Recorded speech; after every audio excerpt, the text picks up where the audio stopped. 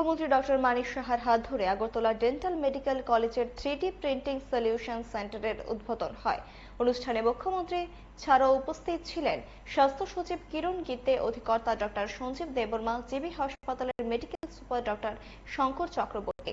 মুখ্যমন্ত্রী তার বক্তব্যে ডেন্টাল কলেজ সম্পর্কিত বিভিন্ন বিষয় তুলে ধরেছেন। উল্লেখ্য, এই কলেজ স্থাপনে সবচেয়ে বেশি যার অবদান তিনি খোদ মুখ্যমন্ত্রী। এখানে ওরাল প্যাথোলজি আমি যা শুনলাম, বায়োপসিও হচ্ছে, হিস্টোপ্যাথোলজিও হচ্ছে, মানে এখানে যে 9টা স্পেশালিটি আছে সবাই কাজ করছে।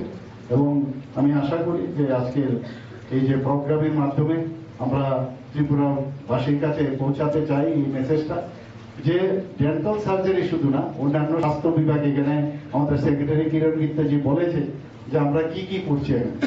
স্বাস্থ্য আমাদের প্রায়োরিটি, আমি সেদিনও বলছি স্বাস্থ্য এবং এডুকেশন আমাদের প্রায়োরিটি সেক্টর। এবং এখানে এডুকেশন হাব, বারবার বলছি এডুকেশন হাবও হবে এবং এখানে আমাদের মেডিকেল হাবও আমরা করতে চাই।